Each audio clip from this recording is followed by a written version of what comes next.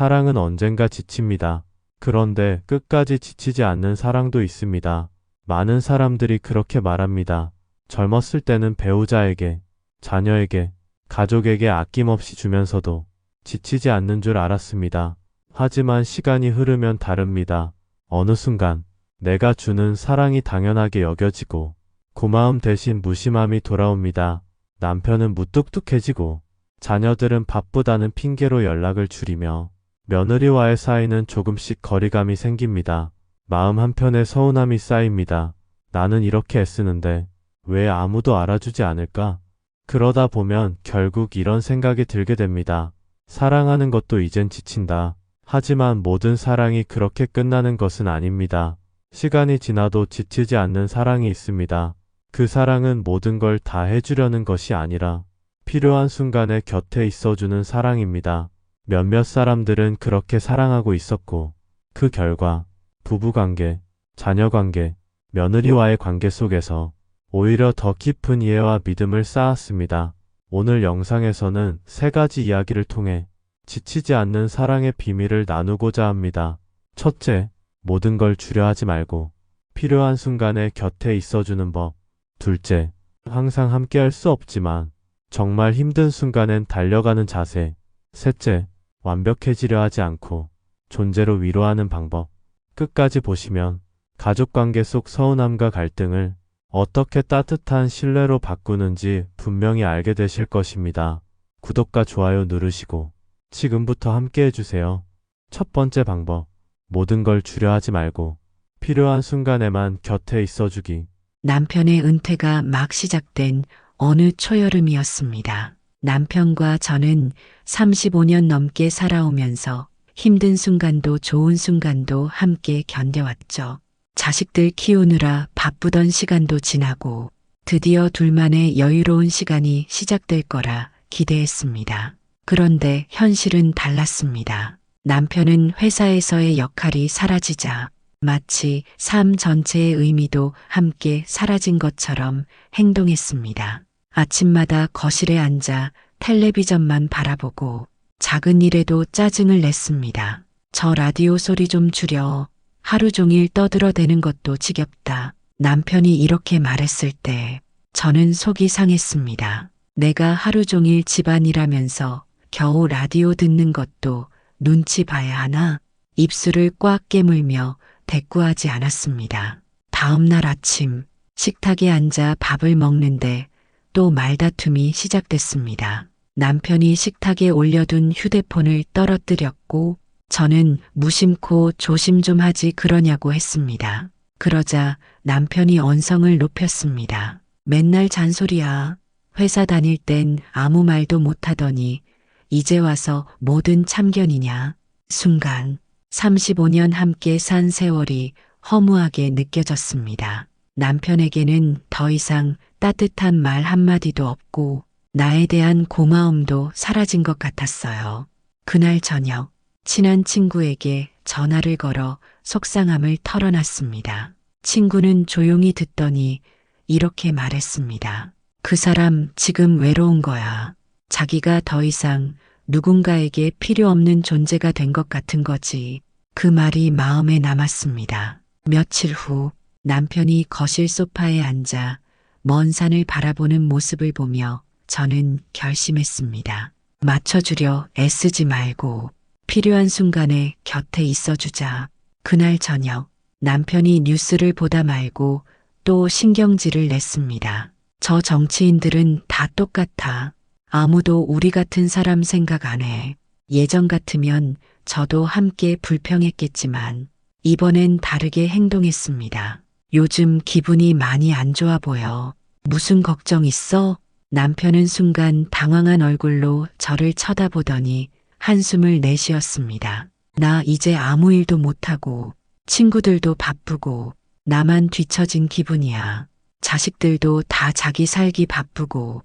남편의 목소리는 서글펐습니다. 그날 밤 남편과 저는 오랜만에 깊은 대화를 나눴습니다.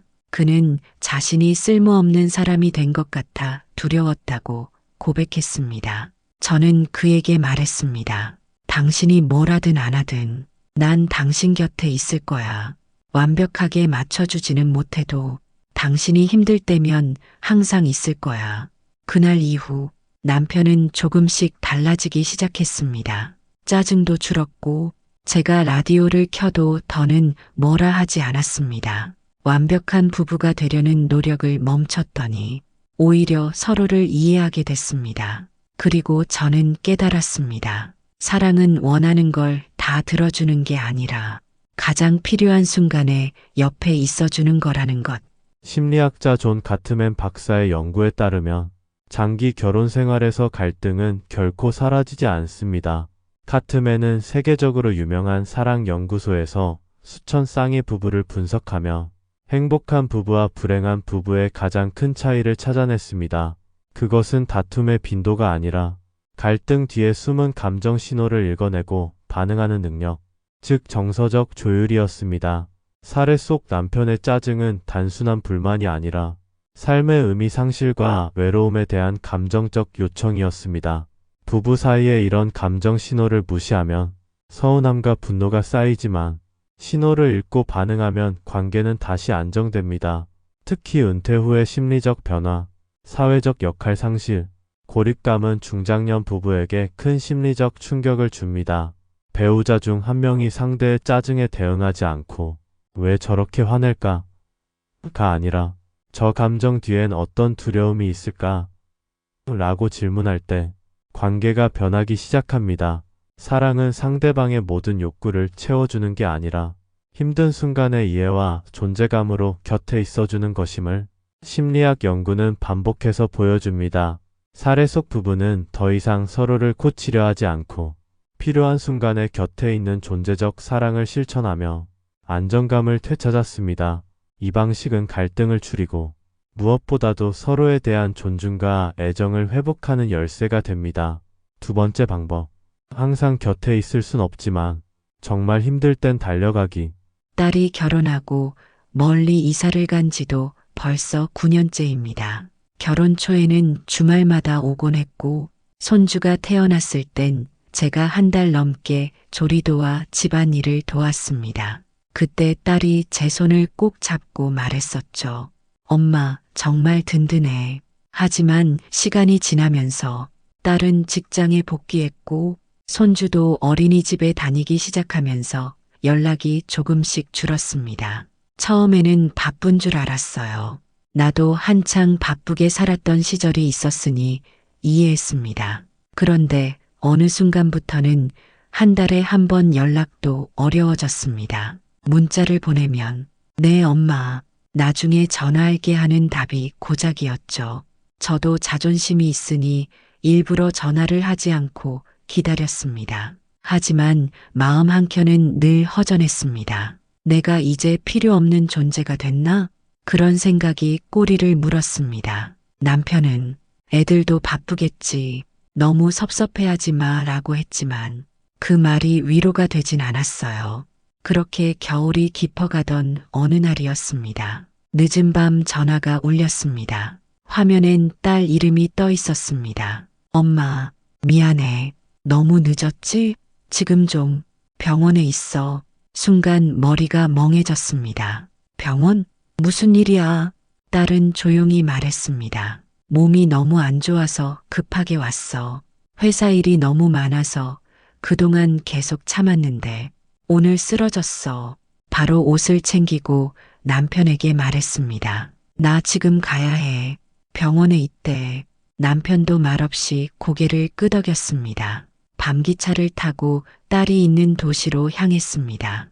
병원에 도착하니 딸은 링거를 맞고 있었습니다. 얼굴은 창백했고 손은 차가웠습니다. 딸이 저를 보자 울먹이며 말했습니다. 엄마, 너무 힘들었어. 말하면 엄마 걱정할까봐 계속 숨겼어. 그런데 오늘은 더 이상 참을 수가 없었어. 그 말에 마음이 찢어졌습니다. 엄마는 내가 연락하기만 하면 달려올 준비가 돼 있었어. 왜 나한테 말 안 했니? 딸은 손을 꼭 잡으며 말했습니다. 엄마도 힘들까봐. 엄마도 아프다고 했었잖아. 그런데 오늘은 엄마밖에 생각이 안 났어. 그 순간 깨달았습니다. 딸이 연락을 하지 않은 건 무관심이 아니라 저를 보호하려 했던 것이었습니다. 괜찮아. 힘들 땐 서로 기대는 거야. 앞으로는 참지 말고 엄마한테 먼저 말해. 딸은 눈물을 흘리며 고개를 끄덕였습니다. 그날 밤 간이 침대에서 딸 옆을 지키며 저는 마음속으로 다짐했습니다. 항상 옆에 있어줄 순 없지만 정말 힘든 순간엔 내가 반드시 곁에 있어야 해.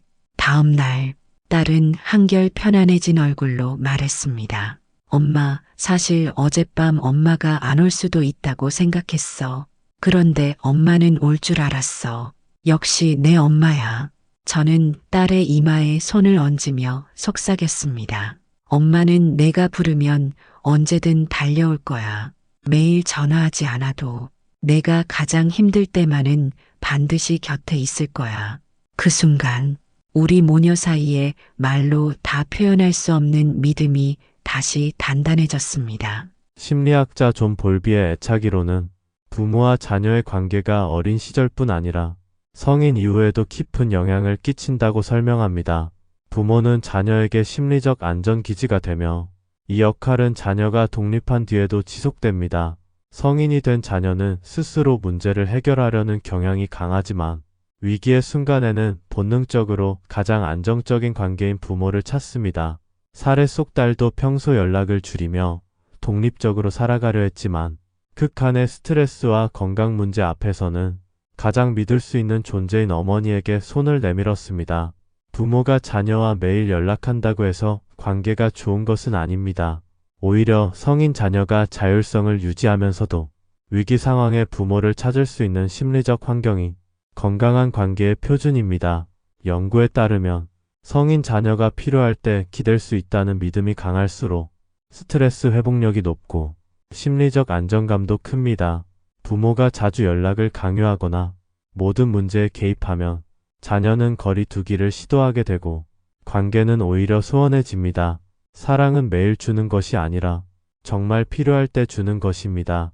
이 원칙은 부모와 자녀 사이뿐 아니라 부부 사이, 친구 관계에서도 적용됩니다. 사례 속 어머니는 딸의 독립성을 존중하면서도 결정적인 순간의 행동으로 사랑을 표현했습니다. 이것이 지치지 않는 사랑의 본질입니다. 원하는 만큼 주려 하지 않고 필요한 순간에 존재함으로써 서로의 삶에 깊은 안정감을 주는 관계야말로 진정한 사랑입니다. 세 번째 방법, 완벽해지려 애쓰지 말고 존재로 위로하기. 남편과 결혼한 지 어느덧 43년째입니다. 젊었을 땐 부부 싸움도 많이 했습니다. 아이들 키우랴, 살림하랴, 서로에게 신경 쓸 여유가 없었지요. 그저 하루하루 버텼습니다. 그래도 속으로 다짐했습니다. 남편이 바빠서 표현 못하는 거야. 내가 더 잘해야지. 그렇게 아이들 대학 보내고 결혼시키고 어느새 둘만 남았습니다. 저는 남편의 말과 행동 하나하나에 더 신경 쓰기 시작했습니다.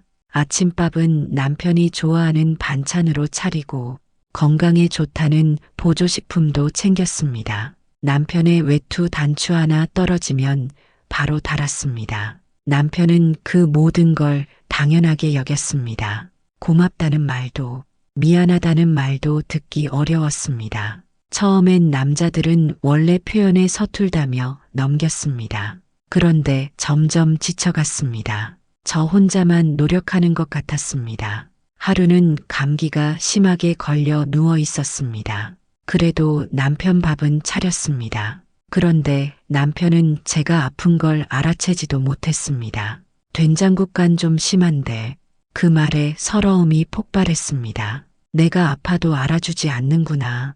눈물이 나더군요. 그날 밤 딸에게 전화를 걸어 하소연했습니다. 엄마는 왜 항상 아빠한테 맞추려고만 해? 엄마 아플 땐 그냥 쉬어. 아빠는 엄마가 늘 완벽할 거라 믿는 거야. 딸의 말에 가슴이 철렁했습니다. 그 다음 날 저는 남편에게 처음으로 솔직하게 말했습니다. 여보, 나 이제 아프면 밥 안 차릴 거야. 그리고 당신이 필요할 땐 말해줘. 내가 알아서 다 맞춰줄 순 없어. 남편은 놀란 얼굴로 저를 쳐다보았습니다. 한참 침묵하더니 말했습니다. 그래, 내가 너무 무심했어. 당신이 이렇게 말할 때까지 몰랐다. 저는 완벽한 아내가 되려는 마음을 내려놓았습니다. 모든 걸 알아서 하기보다 남편이 말하면 도와주고 내가 힘들 땐 솔직하게 표현했습니다. 그 후 남편도 변했습니다. 내 셔츠 다림질 안 해도 돼. 내가 한다고 말하기 시작했고 제가 기침이라도 하면 따뜻한 차를 건넸습니다. 저는 깨달았습니다. 완벽하게 해주는 사랑은 부담이 되지만 서로 솔직하게 존재를 드러내는 사랑은 위로가 된다는 사실을. 심리학자 수잔 존슨 박사는 부부 사이의 관계에서 감정적 존재감이 무엇보다 중요하다고 강조합니다. 배우자가 모든 일을 완벽하게 해주려 하기보다는 감정과 필요를 솔직하게 표현하며 상대가 요청할 때 곁에 있어주는 것이 건강한 관계의 핵심이라는 뜻입니다. 사례 속 아내는 오랫동안 남편에게 완벽하게 맞춰주며 사랑을 실천했습니다. 그러나 이러한 사랑은 시간이 지나면서 상대방에게 무의식적인 기대와 의존을 심어주었고 결국 아내만 지치는 상황이 되었습니다. 상대방의 요구를 미리 파악하고 해결하는 행동은 처음에는 배려처럼 보이지만 장기적으로는 과잉 돌봄이 되어 관계의 균형을 깨뜨립니다. 심리학에서는 이러한 상황에서 감정적 소통 부족이 깊은 서운함과 갈등으로 이어진다고 설명합니다. 하지만 아내가 솔직하게 자신의 한계를 표현하고 남편에게 도움을 요청하기 시작하면서 관계의 역동성이 바뀌었습니다. 이는 심리학에서 말하는 건강한 의존으로 서로의 필요와 한계를 인정하면서 관계를 더욱 깊게 만드는 방식입니다. 완벽해지려는 사랑은 결국 한 사람만 지치게 만들지만 존재로 위로하는 사랑은 서로에게 자유와 이해를 줍니다. 상대방의 필요에 항상 먼저 반응하기보다 요청이 있을 때 응답하고 스스로의 감정도 솔직하게 드러내는 태도는 장기적인 부부관계에서 매우 중요합니다. 이러한 변화는 단순히 일상의 편의를 넘어서 서로가 존재만으로 위로가 되는 깊은 애착 관계로 발전하게 합니다. 이처럼 부부 사이든 자녀와의 관계든 며느리와의 관계든 완벽해지려는 노력은 어느 순간 부담으로 바뀌기 쉽습니다. 우리 세대는 늘 더 잘해야 사랑받는다는 생각에 익숙합니다. 하지만 사례에서 보셨듯 상대방이 원하는 것은 완벽한 행동이 아니라 필요한 순간에 곁에 있어주는 존재감입니다. 그렇다면 구체적으로 어떻게 말하고 어떻게 행동해야 할까요? 많은 분들이 이렇게 물으십니다. 말로는 알겠는데 막상 상황이 닥치면 어떻게 해야 할지 모르겠어요. 그래서 지금부터는 여러분이 일상에서 바로 실천할 수 있는 대화법과 행동 팁을 알려드리겠습니다. 첫째, 요청 없이는 먼저 돕지 마십시오. 상대가 부탁하기 전까지는 필요하면 말씀하세요 라고만 말하십시오. 며느리든 남편이든 스스로 도움을 요청하게 하는 것이 심리적 자율성과 존중의 시작입니다. 둘째, 짜증이나 무뚝뚝한 반응을 감정의 신호로 받아들이십시오. 상대방이 퉁명스럽게 말하거나 짜증을 부린다면 왜 화내? 라고 묻기보다 요즘 무슨 걱정이 있어요? 라고 물어보는 대화를 시도하십시오. 감정 뒤에 숨겨진 진짜 필요를 이해하는 태도입니다. 셋째, 스스로의 한계를 솔직하게 표현하십시오. 내가 다 해줄 순 없지만 필요하면 언제든 돕겠다는 메시지를 분명히 하십시오. 나이 들수록 무리하지 않는 사랑이 오래갑니다. 넷째, 감정 표현을 연습하십시오. 남편, 자녀, 며느리에게 오늘은 나도 조금 지친 것 같아. 내가 내게 의지해줘서 고마워 같은 말로 자신의 감정을 전해보십시오. 이런 표현은 상대방에게 사랑과 신뢰를 심어줍니다. 다섯째, 완벽하려 하지 않고 함께 고민하는 모습을 보여주십시오. 내가 뭘 더 해줄까? 보다는 이럴 땐 우리가 어떻게 하면 좋을까? 라고 물어 공동의 해결책을 찾는 자세가 필요합니다. 사랑은 젊을 땐 열정으로 시작하지만 나이가 들수록 형태가 바뀝니다. 이제 사랑은 무엇을 해주는지가 아니라 필요할 때 존재해주는 것으로 깊어집니다. 남편과의 관계에서도, 자녀와의 관계에서도, 며느리와의 관계에서도 우리는 늘 완벽해지려 애쓰며 사랑을 표현해 왔습니다. 그러나 완벽해지려는 사랑은 결국 한 사람만 지치게 만들고 때로는 상대방에게 부담으로 다가갑니다. 지치지 않는 사랑은 다릅니다. 상대가 모든 것을 요구하기 전에 미리 움직이는 사랑이 아니라 상대가 필요할 때 기꺼이 손을 내미는 사랑입니다. 이 사랑은 기다릴 줄 알고 요청받을 때 진심으로 돕습니다. 첫 번째 사례의 부부처럼 짜증 뒤에 숨은 외로움을 이해하며 필요한 순간에만 곁에 있어 주었고, 두 번째 사례에서는 연락이 뜸했던 딸에게 정말 힘들 때 달려갔습니다. 그리고 세 번째 사례에서는 완벽한 아내가 되려는 마음을 내려놓고 남편과 솔직한 감정 표현으로 서로의 존재 자체로 위로가 되었습니다. 사랑은 변하지 않습니다. 다만 표현 방식과 깊이가 달라질 뿐입니다. 여러분도 스스로에게 물어보십시오. 나는 지금 완벽해지려 애쓰고 있는가?